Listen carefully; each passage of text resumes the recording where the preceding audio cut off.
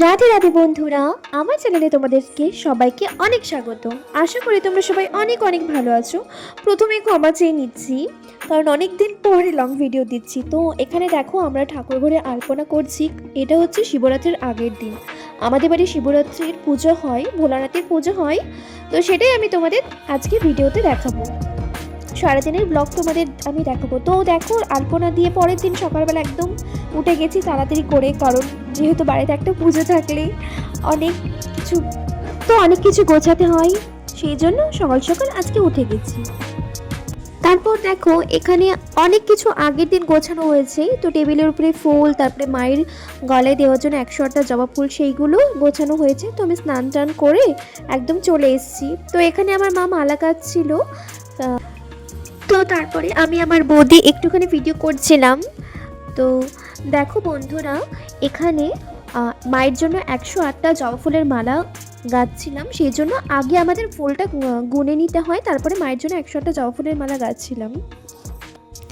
তো বন্ধুরা, আমাদের ঠাকুর ঘরটা কীরকম লাগছে অবশ্যই তোমরা সবাই জানাবে। আলপনা দেওয়ার পরে কীরকম লাগছে। তারপরে আমি ঠাকুর ঘরেই টুকটাক কাজ করছিলাম। দেখো এখানে ভোগের জন্য 5 রকম ভাজা করছিলাম আমরা সবাই মিলে। আমি তারপরে রেডি হয়ে গেছি বিকেলবেলায় সন্ধে টন্ধে দেওয়ার জন্য।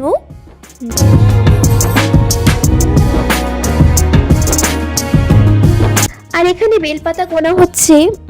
মাকে 108টা জবা ফুলের সাথে 108টা বেলপাতার মালাও দিতে হয়, সেই জন্য গুনে সেখানে আমাদেরকে মালা গাঁথতে হয়।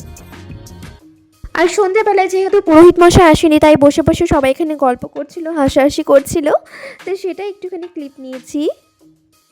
তো বন্ধুরা, আমাদের তো রাতে পূজা হয়, সেই জন্য আমাদের ব্রাহ্মণ এখানে 7টার সময় এসেছিল। তো আমার একটা বান্ধবী ছিল, তার সাথেও একটুখানি ঘুরতে গেছিলাম সন্ধ্যাবেলাটায়, সেই জন্য তাকে একটুখানি ভিডিও ক্লিপে নিয়েছি। তাড়াতাড়ি যান, শিবের মাথায় ঢেলে আসুন, ভালো একটা বর পান। তারপরে আমাদের পুজো হচ্ছিল এবং পাশে একটা ঘরে পার্টও হচ্ছিল। তো সেটারই কিছু ক্লিপ নেওয়া হয়েছে। দেবনাম যথাচতা বৈষ্ণবানাং যথা শম্ভু পুরাণানাং মিদং। তো বন্ধুরা সবাই বসে শুনছিল, পাঠ শুনছিল, সেই জন্য আমি একটুখানি ভিডিও করে নিচ্ছিলাম। তো বন্ধুরা দেখো, মোটামুটি আমাদের ঠাকুরঘর সাজানো হয়ে গেছে। কেমন লাগছে প্লিজ তোমরা সকলে জানাবে। আমাদের পুজো শুরু হয়েছিল 8টা বা 9টা থেকে, হয়তো 9টা থেকেই হয়তো হবে। তারপরে আমরা 4টে প্রহরেই জল ঢেলেছি। তো আমরা সবাই এখানে বসে পাঠ শুনছিলাম, আর একদিকে পুজো হচ্ছিল। আর এদিকে হচ্ছে যোগাড়যান্তি হচ্ছিল, ফল বানানো, তারপরে আরও অনেক ভগবানের ভোগ বানানো যোগাড়যান্তি হচ্ছিল।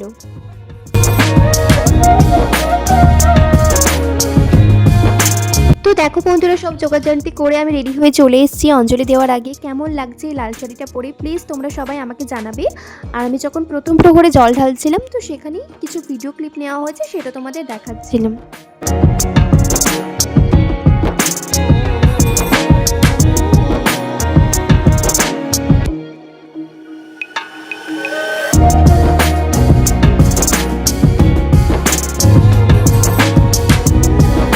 বন্ধুরা, আমরা সবাই মিলে রেড পড়েছিলাম। তো কেমন লাগছে প্লিজ আমাদের সবাইকে জানাবে।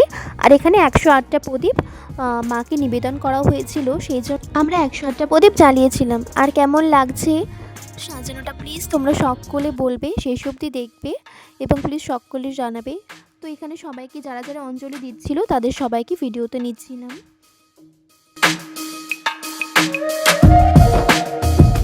তো বন্ধুরা, আমাকে কেমন দেখতে লাগছে প্লিজ তোমরা সকলে জানাবে।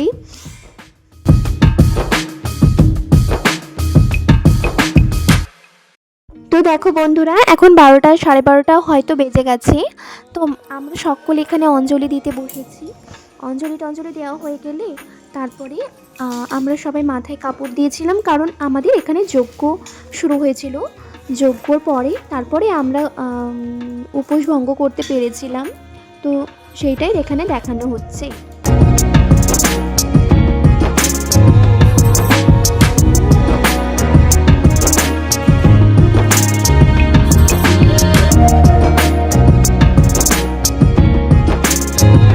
তো আমাদের ভোগ দেওয়া কমপ্লিট, পুজো কমপ্লিট, সেই জন্য তোমাদেরকে লাস্ট অবধি দেখাচ্ছিলাম। তো বন্ধুরা দেখো, আমাদের যজ্ঞ কমপ্লিট হয়ে গেছিলো। তো আমি লাস্টে একটু ভিডিওতে দেখাচ্ছিলাম যে আমাকে কেমন লাগছে সারাটা দিন উপোস করে, আর কেমন লাগে মানুষকে দেখতে। বন্ধুরা, তো শাড়িটা পরে আমি থাকতে পারছিলাম না, সেই জন্য আমি ড্রেস চেঞ্জ করে নিয়েছিলাম। ড্রেস চেঞ্জ করে দিয়ে তারপরে পুজো টুজো শেষ হয়ে গেলে তারপরে দেখো জল খাচ্ছিলাম, সেটার আবার ভিডিও করে তোমাদেরকে দেখাচ্ছিলাম। তো তারপরে ওপরে এসে এখানে সবাই প্রসাদ গ্রহণ করছিল, আমরা তো ফল প্রসাদ খেয়েছি, দিয়ে তারপরে ঘুমিয়ে পড়েছিলাম 5টা নাগাদ। তারপরে দেখো সকালবেলায় উঠে ভোলানাথের মাথায় জল ঢেলে তারপরে আমরা আবার প্রসাদ, অমাবস্যা ছেড়ে গেলে তারপরে আবার প্রসাদ খেয়েছিলাম।